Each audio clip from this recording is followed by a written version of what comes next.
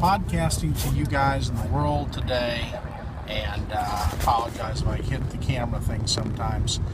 This is to GMs out there, and please bear with me because I'm driving along as I'm doing this.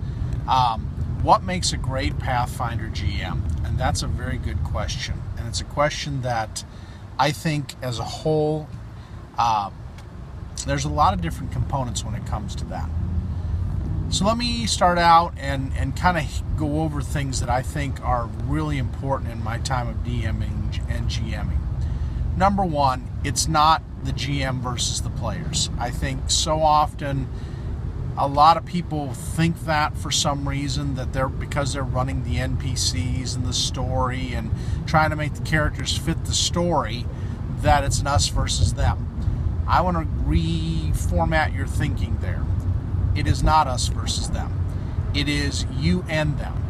You and the party are creating a story that's going to be memorable, that's going to be fun, that's going to have lively NPCs with different voices and characteristics and quirks, and you're going to do all of that. And the great part about it is the players are really the ones that build the story for you. So make sure you get to know your players. Make sure you find out what's important to them when they play. What are their personalities like? And how do I work with the more difficult personalities? You've got your rules lawyers, you've got your slouchers, you've got your people who are kind of just into combat, hack, smash, and slash. You've got your power players, your min-maxers, we call them. And you got to learn to work with all of them and bring out the best.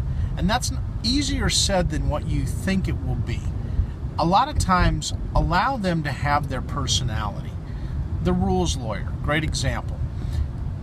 Ask them sometimes when you're unsure of the rule, what the rule is, or what the books talk about when it comes to certain things. They will love that and eat that up. And especially respect it when they talk to you about it. Don't fight them, argue with them, but really take the time to hear them out. And that's, I know, very difficult to do because sometimes the personalities are hard to get along with. What else is important when it comes to GMing? Well, I think having your characters their players and characters build a backstory. Have them put their background, where they came from, what their family life was like.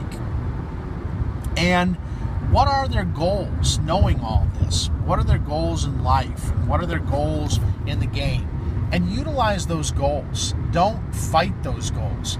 In fact, even if you're doing a pre-played, pre-designed adventure path, tailor it so that you have the little side-offs to go with the character's backstory. Let me tell you, there's nothing more rewarding. A great example, I've had a long-term player, and he's a great guy. He's been playing with me for years. And the big thing with him is he kind of gets drowned out by some of the louder voices in the group. So what I did is I started, it worked out fortunately that he wasn't able to make the first session of the new campaign. So I started emailing him to bring his character in. And he used his backstory and created this thing of being this agent of change for this country that he's from. And he has all these people and things that play in and this secret network that he can write. And so what I've done is I've really played up on that. I've gotten him interested in what's going on and the different sides of the Fae creatures that are involved. And I've really made sure that he's had a strong voice in this campaign. And I've watched him as a player just blossom. He has become so much more into things and so much more excited coming into the sessions. So really utilize that to bring out the best in your players. What else is important? Sorry for the camera shaking around for you. I think really being confident in your material. Design a good campaign with lots of plots, side plots, and stories, and kind of flesh it out as you go. Spend good time each week. And then what I say by that is a couple hours each week, really just designing and redesigning what you're going to be doing, because it's going to change. Your players are going to take your story and they're going to evolve it to their story. And that's the cool part. So you've got to be real flexible when it comes to that. Have lots of rich organizations. Make it organizational rich. So what I mean by that is have, like, I'll give you a perfect example, the Inner Sea campaign. They have things like the Aspis Consortium, the Chelaxian government, the Winter Witches of Arisian. They've got a lot of really cool stuff when it comes to that. So make sure that you incorporate lots of those into the campaign and really flesh them out as what do those local branches in the area you're playing really mean to the players. Are they for the players? Are they against the players? Are they undecided? Will they help the players? Will they recruit the players? That's all the fun of this campaign. And let your players choose which organizations they want to align with. It may throw off your story. That's fine. Adapt the story. I am a firm believer of freedom of choice to a certain extent with your players. I think you make a long-term bond with your players that you won't have otherwise. You don't need to know all the rules is the next thing. You need to know the combat rules and some of the basics. But you know what? At the end of the day, it's about not what you know, but it's more about what do you bring as a storyteller, as a color narrator, as all these other things. The rules are important, and you're going to have to officiate those at times, but you shouldn't be the officiant all the time. I think something that's really, I believe, truly glossed over is voices. Really do voices. Like my Varisian voice. They know that very well, and that's a country on the Inner Sea. So I do that. I do the very things that you want me to do. This is the things that I work with at all times. And I work with these things in order so you will have a good time. I know it sounds silly, but you know what? My players eat it up. They roll their eyes. They laugh. Or an Ulfen voice. I will be the Ulfen. So I will tell you what goes on. And the queen, she says, the witches do these things. Again, silly voice, but the characters latch on. A great example of that, if you ever watch Critical Role, is Matthew Mercer. And I'm giving you props here, Matthew. Basically, he takes real time as a voice actor to work his voices. And even his players who are voice actors do it too. Have your players do some fun voices. God forbid, it's hilarious. And everybody will laugh, and everybody will roll their eyes and groan. But you know what? At the end of the day, everybody will love doing it. And that's the fun part of campaigns. And so, don't be afraid to do all these things. What else is important? I think letting the characters call their criticals and their fumbles. And even the monsters' criticals and fumbles. I've got the critical and fumble deck that tells the outline of what happens during a crit or a confirmed critical or fumble. But what I let them do is go to town describing it. So a great critical, I threw my knife, it banked off the wall and went right in the eye of the bad guy, piercing his brain and killing him with one hit. That is so much fun to have them go do that because it just takes the story and puts it at another level. So don't be afraid to do that. So what else is important in campaigns? Music. Having some good little background music. So Sirenscape, or there's some other ones that are out there that are really good, or just go out onto YouTube and download a fantasy playlist. Great thing to have, no matter what system you run. You can do sci-fi, you can do everything. They have the noises, the groans, the different things. Sirenscape, I give them props here because they really work hard at doing that. Make your job easier as a GM. I know people don't want to invest in Hero Labs. I'll tell you right now, I didn't want to in the beginning. I have now thoroughly invested lots of money. Why? Because it makes my job easier. In fact, you can do encounter tables off of it. They have adventure paths you can import. They have it for almost every system under the sun that's got any major acclaim in RPGs.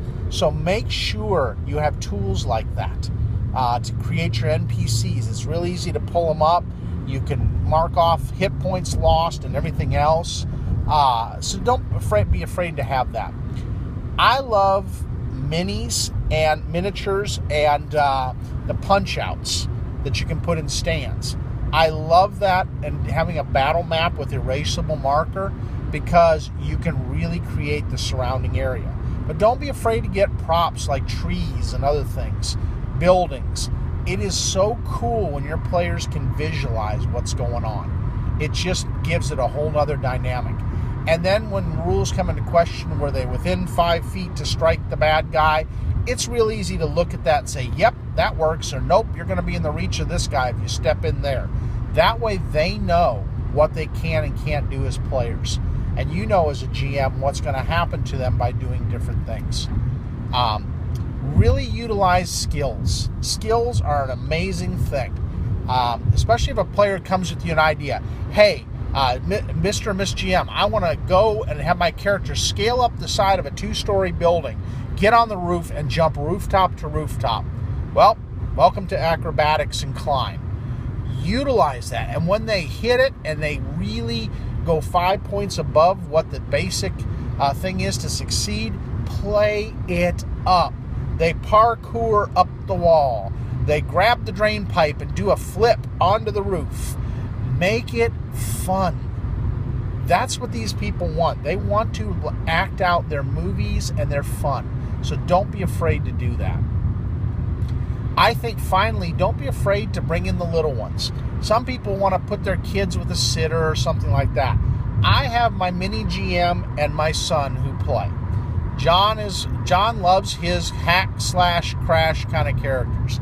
He's got an old gunslinger that's hilarious, and I love him. He has fun with him. Mini GM Janet, she loves to be by DD. She will take the dice towers away and start stacking things in them. Or she'll put out little figurines and organize them for me.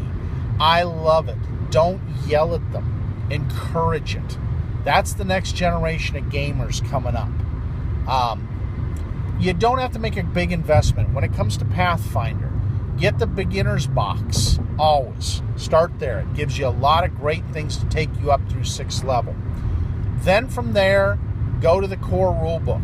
And the core rulebook freaks people out. It's 500 and some odd pages. Pick sections, combat, actions. Learn that as a GM. Where your encounter tables are, effects of different types of weather conditions and terrain. That's the stuff that really you need to know in the beginning. Are you going to memorize every spell? Heck no. Let your players tell you. And if you question something or something doesn't sound right, then you turn around and work with it. What else? There's always the what else. I think also get the Bestiary book. Bestiary 1 has most of your monsters that you're going to start out with. You want the GM's Guide. I think the GM's Guide has just a great amount of tips that you're going to learn. And then finally pick a campaign. Either design your own or run one. I think in the beginning, designing your own is a big feat. So here's my advice to you.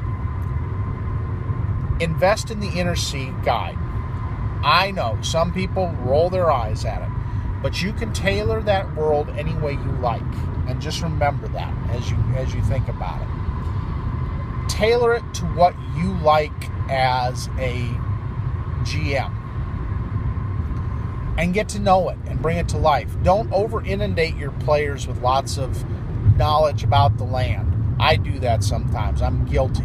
And I've gotten better with that. I've now made it very brief when it comes to talking about the lands and their rulers. But yeah, really enjoy doing that and building your campaign around it. And I think most of all, just have fun. If you're not having fun as a GM, you're not going to do it very long.